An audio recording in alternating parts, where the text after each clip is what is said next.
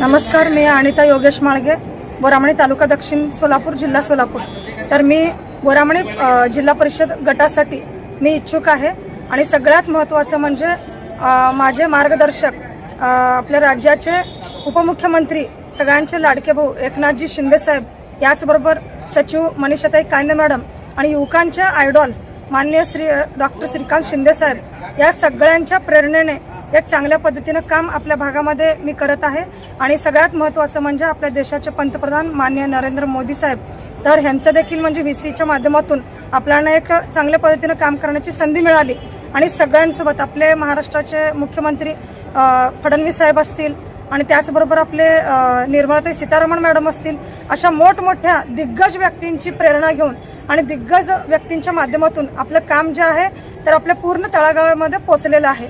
तर या कामाच्या माध्यमातून मी नक्कीच एक चांगल्या पद्धतीने काम करत आहे आणि महिला सक्षमीकरण करणे, महिला या स्वतःच्या पायावरती उभं राहायला पाहिजे आणि महिलांना हक्काचं व्यासपीठ मिळायला पाहिजे, हे उद्देश डोळ्यासमोर ठेवून बोरामणी जिल्हा परिषद भाग असेल किंवा आमचे जे 34 म्हणजे 3 झेडपी गट आहेत, म्हणजे 34 गावं दक्षिण सोलापूरचे, तर इथं पण पूर्णपणे ग्राउंड लेवलला सर्व योजनांच्या माध्यमातून महिलांना पोहोचवण्याचं काम मी केलेलं आहे।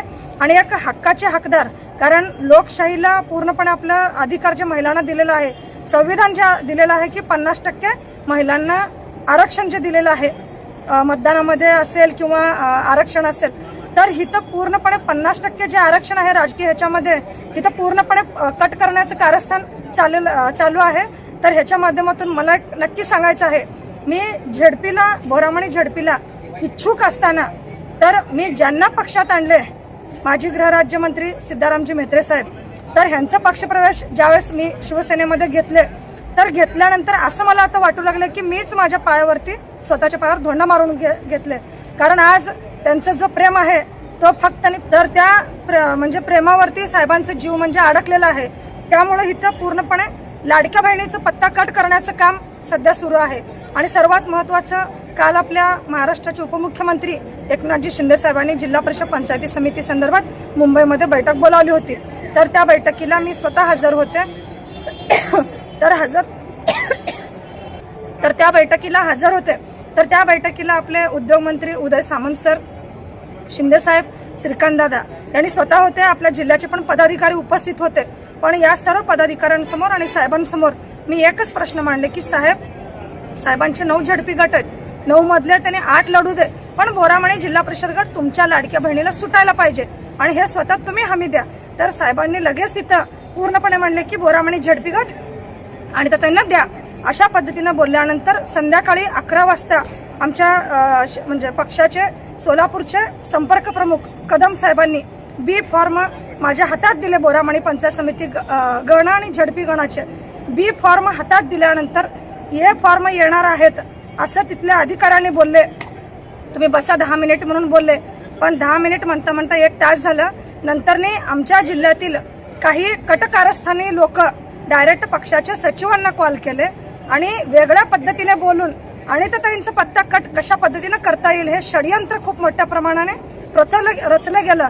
आणि तिथं थांबल्यानंतर शेवटच्या क्षणी बोलले की बी फॉर्म राहू दे, इथं उद्या आम्ही शहाजी बापूंकडे पाठवतो आणि तिथून तुम्ही सांगोला ऑफिसला जाऊन कलेक्ट करा। आणि आम्ही ज्या वेळेस तिथून आलो मुंबईहून सकाळी, परत आम्ही गेलो सांगोल्याला गेल्यानंतर शहाजी बापूंना बोललो, साहेब आमचा बी फॉर्म द्या।